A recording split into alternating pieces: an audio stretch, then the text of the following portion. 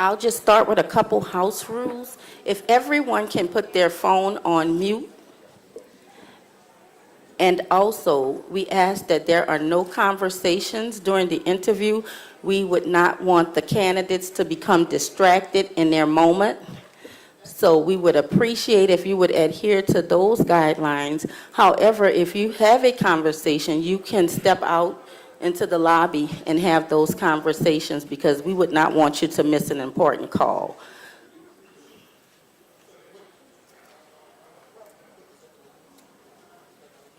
Additionally, we take no questions from the audience. This is not an interactive forum between the audience and the candidates, nor is it an interactive forum for the candidates to speak to the other candidates. We are here to hear the platforms of each candidate. So we would appreciate if everyone would abide by those rules, and we will have another great night. I would like to thank the endorsement chair and the committee who has worked tirelessly to knock out any kinks. And we have had a success on the first night, and we're looking forward to a great success on tonight. And if many of you don't know, we have a third night. We will not be announcing any endorsements on tonight. We are having a candidates endorsement meeting on tomorrow where we will have discussions. And after those discussions, we will be voting on candidates. And we take pride in our process. We're very transparent. And our endorsement represents the body. And that's why it's one of the hardest endorsements to get in the first, because you need 60% to win outright. So if you win 60% on the first time, you are a true IWO favorite. So without any further ado, I'm just going to announce myself. My name is Lisa Ray Diggs. I am the president of IWO. I've been a member for over 20 years now, and I've basically worked in almost every position. So I'm at my last stop now, but that doesn't stop me from working. I'm a worker. So without any further ado, so we will not delay this process. We would like to get started, and I'll have Madam Chair Mercadal come up, and she will give you further rules that will go with the night in terms of how the candidates will come out and who the facilitators will be. Thank you.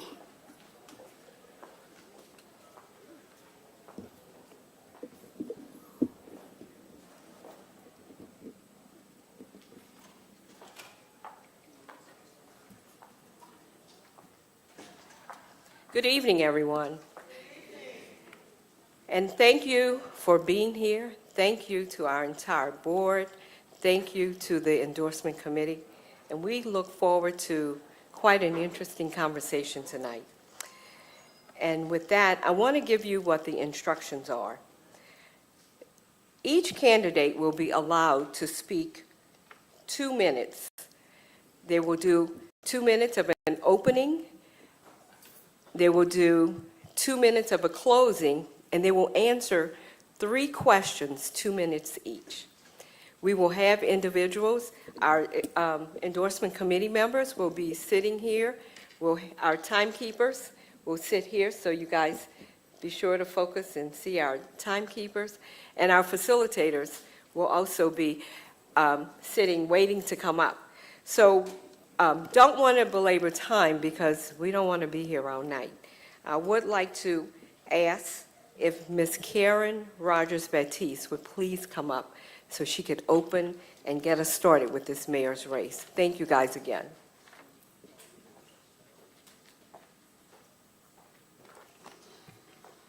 Good evening.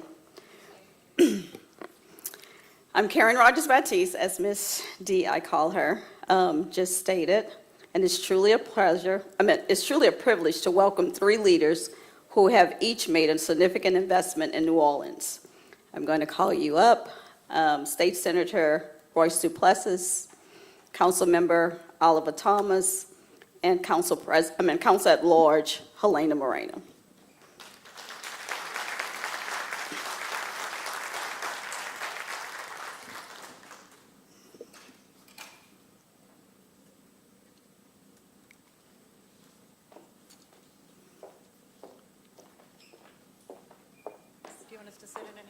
No, ma'am.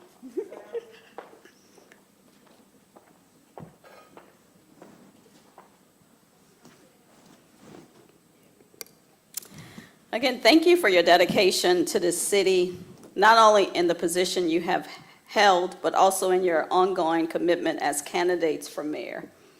Your willingness to step up for this role speaks volumes as being mayor of New Orleans. It's not just about managing a city, it's about protecting what makes New Orleans unique.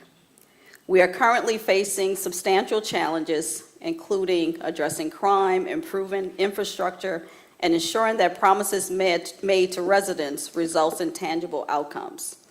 Moreover, we're navigating these challenges during times when the national administration and political climate often contradicts the values we hold dear in New Orleans. As a member of the Democratic Party, each of you bring a vision rooted in equity, progress, resilience, though your paths to achieving that vision are distinctly your own. That is what this event is about, understanding how you will bring the vision to life. Once again, thank you, Councilperson at Large Helena Moreno, Councilmember Thomas, and Senator Duplessis for being here and the work you have already done for our city. Thank you. Claps.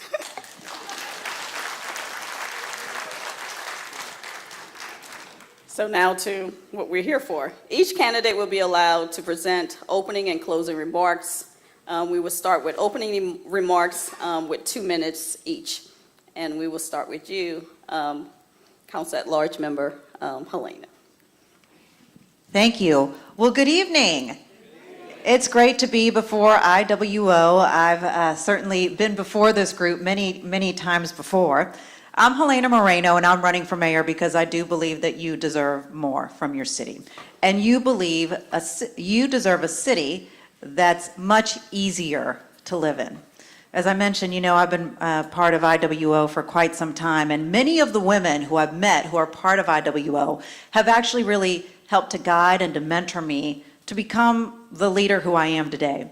You know, Lisa, I think about 15 years ago when we were sitting with the icon, the legend, Felicia Khan, as she worked to really revamp and rework IWO into an organization about electing Democratic women who would lead on issues that impact women. And so I was proud to be part of that group, and I was proud to be a member, and I was proud to be endorsed for all of my races by IWO. But more than anything, I was proud to really follow the values of IWO. From my time on the city council to my time in the state legislature, making sure that I always fought for women, for issues of domestic violence, sexual assault, reproductive rights, equal pay, sexual harassment, I can go on and on. But more than anything, Felicia Khan always taught me about how important it was to fight for people. And Felicia said this to me one time. She said, you know, Helena, as a woman leader, you will always be judged a little bit different because you are a woman. That means you're going to have to be more prepared, work harder, stop at nothing to get the job done, and very often do it in high heels. That's right.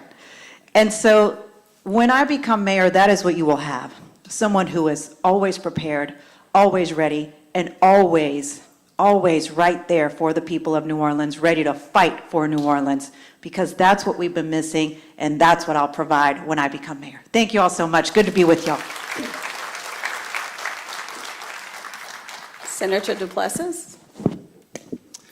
Thank you. Good evening, IWO. It's an honor to be here with you all tonight at the illustrious Dillard University. My father's a graduate of Dillard.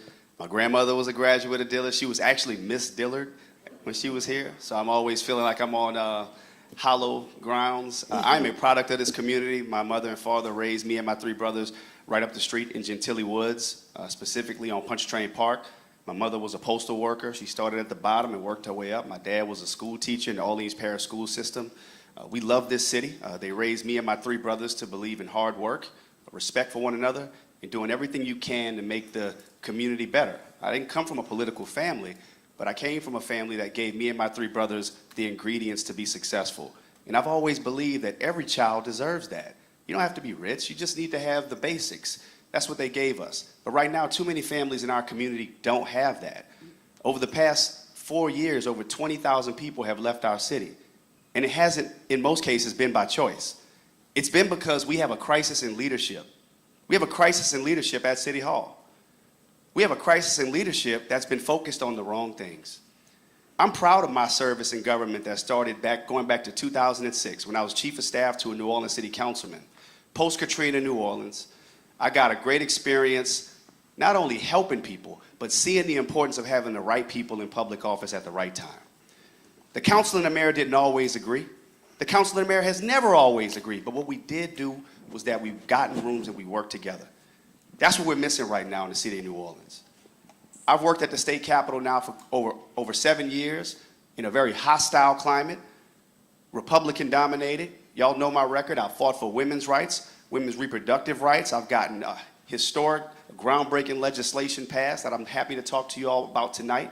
But right now, we need leadership that's going to turn the page. Fresh leadership for our city that's going to reverse the tide of chaos and division and make us the city that we are, a city of progress, a city of unity, and a city of togetherness. Thank you.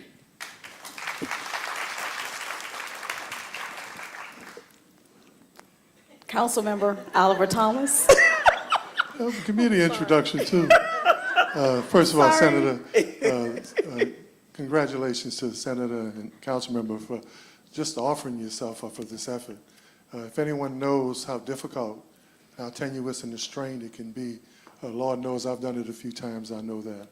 A city that works for everyone, that's the title of my campaign. That's our theme, Ms. Diggs. And because the 14 years I was out of office, the one thing I noticed in the 3.5 years that I've been back, I've noticed that the city only works for people if they have connections, if they have relationships, if it's someone they know. Basic city service, you shouldn't have to call to get someone to mitigate to get your trash picked up on time, or to get a permit that should be maybe a couple weeks instead of several months. You shouldn't have to wait once they dig a hole in your street, your new street. You shouldn't have to wait a half a year for them to come back and fix it. But as it relates to IWO, man, first of all, I'm proud of every time I've ever been successful, I've been supported by this organization. And I've never known a world where women weren't valuable and women weren't in charge. From my mother, very active member of the Communication Workers of America. My late aunt, Mother Leontine Luke, who worked with Earl Long to Harry Connick, started one of the first political organizations in the city of New Orleans, George Ethel Warren, Aretha Castle Haley, my aunt's friend, Dorothy Taylor. So women have always been important. What did Tayana Brown write in her book, Strong Women, Strong Communities? She said, without women, rarely is there creativity and determination. So in a city hall that works for me, women don't have to fight for gender equality and gender pay. Right here in Louisiana, white women make 70-something cents on the dollar for every dollar a white man makes. Black women, 49.3 cents. We credit women in this country right now for startup, but not access to the resources to stay up. In an Oliver Thomas administration, you don't have to worry about staying up. You don't have to worry about having a seat at the table, because women are going to help build a new table. Thank you. So now we're going to start with our questions. We're going to start with Senator Duplessis. Then we're going to go with Council Member Oliver Thomas, and then after that, Councilwoman at Large, Helena Moreno. And I will read it a couple of times, so to make sure that we all stay on point. Describe one initiative, Senator Duplessis, or project that you successfully completed within the last year that directly benefited an underserved community. Please be specific, no in progress items. Within the past year, Within the last year. that directly benefits underserved communities. Yes, sir.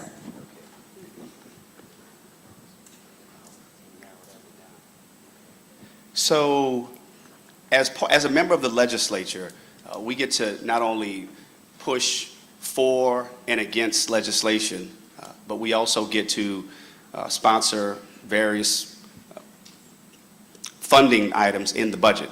And I'm proud of the work that I've done to work at the legislature to support a number of organizations through line item support in the budget. Wow, I mean, pretty much every organization that I have tried to assist has been for underserved communities. And I could provide a litany of those organizations, but I won't call any one in particular, but I will say that those organizations who've benefited from the work that we've done at the state legislature have all been underserved. One in particular, I'll say our seniors. I'm really proud of the work that we've done for our seniors because they're often forgotten. I go to my senior centers regularly, from Holly Grove to Mercy Endeavors to Kinship, Carrollton, all over to support and stand with our seniors. They're often forgotten. I would say that would probably be the one thing that I would point to that I'm most proud of is funding for our seniors, Treme, Harmony House, all of those organizations. Yeah. Okay, thank you. Oliver, you need me to repeat it, or are you good? Just one? Okay, that's cool. No, well, no, this one, Just one. this one is a powerful one because I think it relates to all our families as someone we know. We're going to make history in October because we're going to have a charter change that affects formerly incarcerated people. We know in Louisiana locks up more people per capita than any other state in the country, which means that more return home. Those 15 or 16,000 people or so, they can help participate and add to our economy. When this charter change happens, you will no longer be able to discriminate against formerly incarcerated people for employment or places to live. Now, why is that smart? When we did the research with VOTE, we found out that economically in this country, we are missing out on $240 billion just for people with minor felonies and misdemeanors, just by using the fact that they made a mistake to lock them out of the economy. And with federal convictions, we're losing about $77 billion. So it doesn't make economic sense to continue to disparage and discriminate against people who've made a mistake once they've done their time, once they've paid their dues, and once they've earned their citizenship back. Thank you. After Hurricane Ida, as you all know, we had major power outages. And because of the amount of power outages that we had, we unfortunately had people die.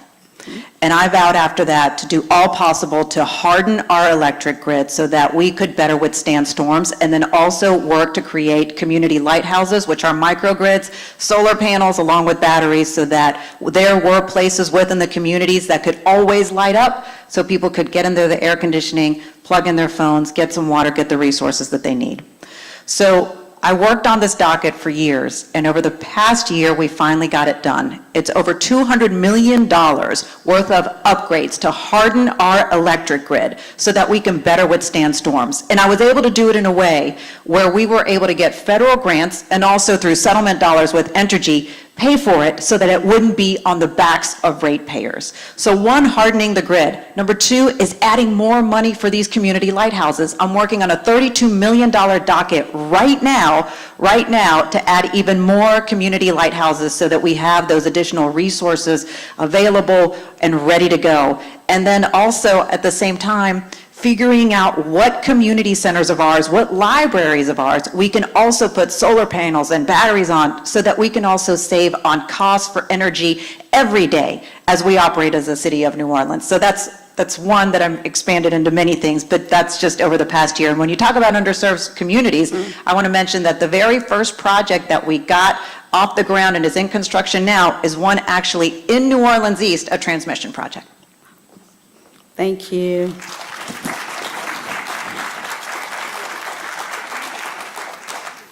Okay, this question, we're going to start with Councilmember Oliver Thomas, then Council-at-Large Member Helena Moreno, and then Senator Royce Duplessis.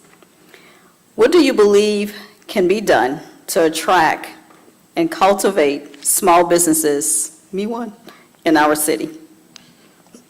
Well, the first thing we can do is expand the footprint. We keep operating on the sliver by the river, the center of New Orleans, the old city, the French Quarter, or the riverfront. Let's use places like parts of Gentilly and New Orleans East to create opportunity. Let's incentivize growth and investments. People wonder why downtown, why you have the Biomedical Research Center. That was a partnership with the state and the city to create a special zone. What happened by St. Thomas along the river? That was a TIF. that was a special taxing program to create investment and opportunity. Well, if we got 7,000 acres of undeveloped a business park in New Orleans East, if we have 27 subdivisions of the largest African-American owners, if we have two of the busiest waterways, the intercoastal and the industrial, if we got the largest wildlife refuge in North America with 340 bird species, if we got 5 miles of beachfront, if we got railway and interstate access in the east from Jacksonville to Santa Monica, why wouldn't we expand our footprint to the place where God ain't making no new land here? Guess where the new land is? Go east. Thank you.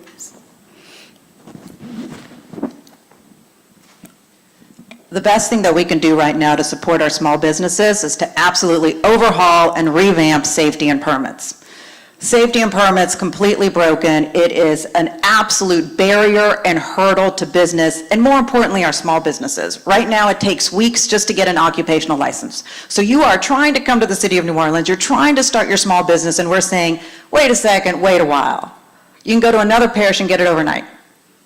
So safety and permits, first and foremost, that's in my first 100 days to begin the revamp of safety and permits because it is such a barrier and such a hurdle for our small businesses. At the same time, we need a complete boost to our economic development department. I talk about this all the time, and people are shocked to hear that our economic development department has 1.5 people working there, an executive director and then a part-time employee. Do you think that that is enough to support our small businesses and all the economic development that we need to do downtown and everything happening across the city?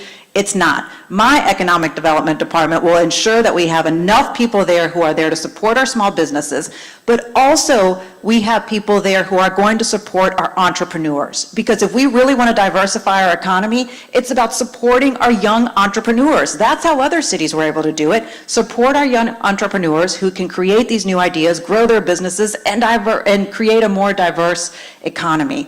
And my economic development department will also focus in on underserved areas like New Orleans East. I'll have a dedicated team who will just be focusing in on New Orleans East, making sure that we retain the businesses that are there, making sure that we recruit new businesses, and making sure that as this new port terminal goes online in St. Bernard, that we don't miss out on opportunities for job centers, transportation, and logistics, because right now they are looking to start. And we need to have an economic development office who's ready to bring them in, accept them, and say, welcome to the city of New Orleans. Thank you. Senator Duplessis? I think in order to help our small businesses, we have to make it as easy as possible. And the way that we do that is doing the basics. We have to get the basics right as a city, and we have not gotten the basics right as a city. We did some things right during Super Bowl. We cleaned it up. You know, it's like when somebody comes over for your house for a party, you know, you tidy it up just for the moment, but you don't really get to it and make the real changes that are necessary. Cleanliness, safety, and efficiency. Doing those basics as a city will invite opportunity for investment for large and small businesses. But we do need to be intentional about how we deal with our small businesses. I want to create a small business fund, because we're always talking about TIFs and economic opportunity zones for big industry, but what about the small businesses that really make New Orleans what they are? We have to incentivize them, we have to provide opportunities for them, and support them and lift them up. So that's why I want to create a fund for small businesses. But if we get the basics right, y'all, clean up the city of New Orleans. We have to make it a place we can be proud of.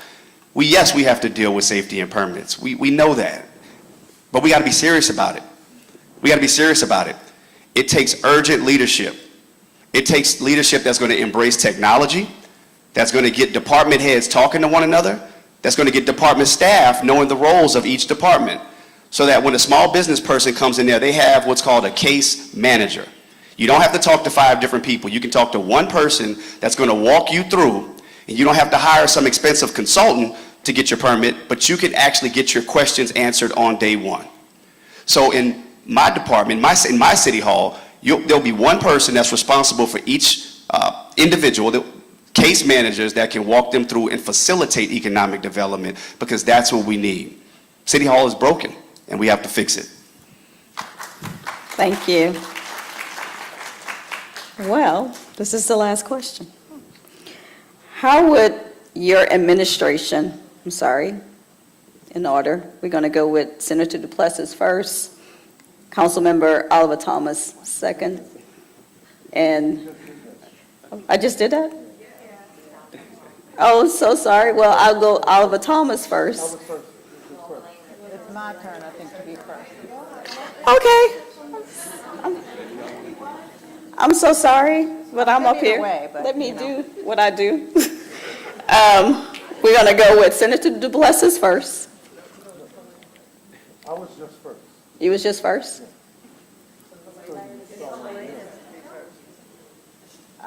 It doesn't matter. I'm going to go with Councilmember at Large Helena first, Okay. Oliver Thomas second, and Duplessis last. All right, sure. I'm good with whatever order. You're in charge. Let us do what, you guys are great at this. I am amazed as who you are. That's why I started off this way. Sometimes you can mix it up. So the order that we have is Council at Large Helena Moreno, Oliver Thomas, and Senator Duplessis. The question is, how would your administration address recent efforts at the state or local level related to maternal health, child care, or women's economic opportunity? Thank you. We are one of the worst cities when it comes to outcomes for new mothers, ultimately when it comes to maternal outcomes. Myself and Dr. Avegno, as you all know, here in the city of New Orleans, we have a very robust health department. Myself and Dr. Avegno started to see what was happening here, and instead of just saying, that's not our problem, that's a state problem, that's somebody else's problem, we decided to figure out a way to take action. So what we ended up building is ultimately a program with our local hospital systems where it's a check-in on all new mothers, making sure that baby and mom and family, that they are doing well. And this is a way that we can start making sure that moms and babies are on the path to good stuff, to a good life. And so, ultimately, that's one piece. But I think the other question that you had too was, I believe, about economic opportunities for women. Is that correct? Yes. Okay. So the second part of the question is about economic opportunities for women. And once again, that goes to how we focus in our city and who we're amplifying. I mentioned earlier what I want to do with my economic development department, but one of the big pieces of work that I've done over the past several years has to do around DBEs and how we as a city bring in DBEs. Unfortunately, the city hasn't had a great track record, but I've worked with a group called The Collaborative, who really works to uplift Black and minority businesses. And we have pushed forward for a scorecard. We have pushed forward for a mentor protege program. I have passed legislation on one issue after the next so that there can be more opportunities, particularly with city contracting for women-owned and also Black minority businesses as a whole. Unfortunately, this administration has not implemented these pieces of legislation. And that's why I'm so excited that when I take over as mayor, all of these things that have not been implemented, I'll finally be able to start. Thank you. Thank you. One of our great challenges is how do we close the wealth gap? How do we strengthen families, especially with women in underserviced or minority communities? In the African American community, only 32% of our children grow up in a household with a responsible adult. Well, we know usually that responsible adult is that woman who stays there with that family. We have to economically empower her. We have to make sure we pay her. I mentioned in Louisiana, Black women make 49.3 cents on a dollar. That's shameful. We need to work with our governor and the legislature to close that gap. What did the United Way Alice report say about the health of women and children in Louisiana? Is it good enough that we're 49th or 50th? Is it good enough that the best we've been in 2011 was 46? Absolutely no. When I talked about Tayana Brown's book earlier, everyone should read it. You have strong, healthy women, you have strong communities. So let's talk economics. Some of y'all may remember the report I did with WGNO about who was participating in contracting. Of the billions of dollars post-Katrina, very few minority-owned contractors and women-owned contractors participated. So as mayor, I'm not going to ask that they participate. I'm going to make sure that you have special points awarded and classifications so that women who have small businesses not only have the right to participate, so that when we issue those contracts, they definitely participated. And we're going to money out of a lot of people that talk about helping women, helping minorities, helping children, but from the middle of the Landrieu administration to now, the data center report on wealth says we've gotten poorer. Not because I say it. So I'm talking about, yes, I want to help this community. You vote, who you support. So talking about helping the community and actually helping that community and actually helping women, if you look at the data, women are doing worse in the last 12 years than they were pre-Katrina. And minority children are doing worse. So it's not just about saying what you want to do, it's about making sure we Thank do it. you. Senator Duplessis. Thank you. I'm so happy to be a girl dad. It's really the pride and joy of my life. But it's heartbreaking to know that my daughter is growing up with fewer rights than her mother grew up with. The attack on women's rights throughout this nation, historically, especially in Louisiana, has been horrendous. I've been proud to be in that fight up at the Capitol against these continuous attacks, and my record has been clear. I have worked on legislation to require mental health screenings for new moms, to deal with the issue around postpartum depression, requiring insurance coverage for nutrition and lactation services for new moms. This is the kind of legislation that I've always focused on and centered, and focused on centering women. Every campaign that I've ever run, it's been managed by a woman. My administration, women will be front and center from an economic standpoint to a health standpoint. The health of the child is directly related to the health of the mother, as Councilman O.T. just said. And I want to point out something else, and it may not sound directly connected to this question, but I think that it is. Women, mothers in particular, have had to carry so much in our community.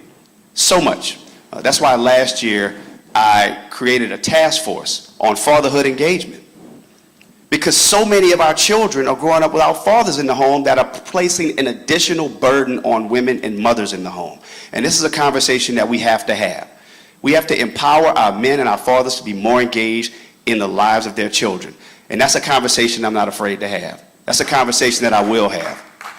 Because so many women have been carrying the load. And it's time for women to be front and center, both economically, again, have always fought for equal pay, will always fight for equal pay. But when it comes to leadership in the Duplessis administration, you can rest assured women will win. Okay, so in all fairness, the first question, we started with Mr. Duplessis. Second question, we started with Councilmember Oliver Thomas. And the third question, we started with Council at Large Member Helena Moreno. Okay? So this is you guys get to close out. So we are going to go back and start in the order as if we started with the first question. So we will start with the closing remarks from Senator Royce Duplessis. Thank you all, IWO. I'm so grateful to be here tonight. I'm honored to be able to present to you all. I have had the privilege of having your endorsements for every race that I've run, and I will be honored and privileged to have your endorsement in this race. You all stand for what we believe in, democratic values, women, strong women, independent women. When I was special counsel to Chief Justice Bernadette Johnson, the first black woman of the Louisiana Supreme Court, who is my mentor, I learned so much under her leadership. I saw what she overcame. I saw what she fought for, the barriers that are still there. You're not in this fight alone. I want y'all to know that. And I've always stood with women, and I will always stand with women. The truth of the matter is right now, we have a crisis in leadership in the city. We have a vacuum of leadership in the city. It's time to turn the page to a new generation of leadership. I got in this race because the community spoke to me. The people spoke to me and they said, we have to do something different because what we're doing right now isn't working.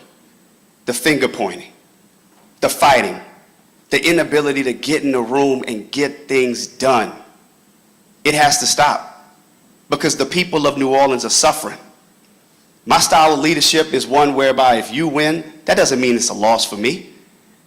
And my win shouldn't mean a loss for you. It's about the people of New Orleans winning. And right now, they're not. So I'm asking you all, let's turn the page. Let's turn the page from the chaos and division and move it towards a new direction of prosperity and health and victory for the city of New Orleans, because you all know in your heart that we can and must do better. And I have the experience, the temperament, and the ability to bring people together in a collaborative way and to lead in an innovative way that'll make New Orleans a city that we can all be proud of. Thank you all so much. Thank you so much. Councilmember Oliver Thomas.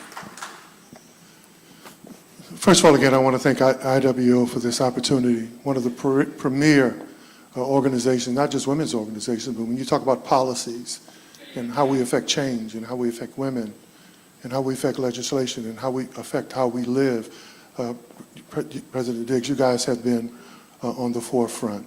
If you could close your eyes and paint a picture with me, you would see a city not just where people will have access to politics and privilege were involved.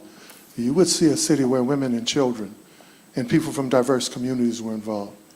During this campaign, people everywhere asked me, will they have a seat at the table? No, you don't have to worry about a seat at the table if you build the table. If you build the table, your place is there. Too many children, too many women, too many disparaged communities not only don't have a seat at the table, they're not even told where the table is. So when you talk about unifying, my whole life has been about bringing people together.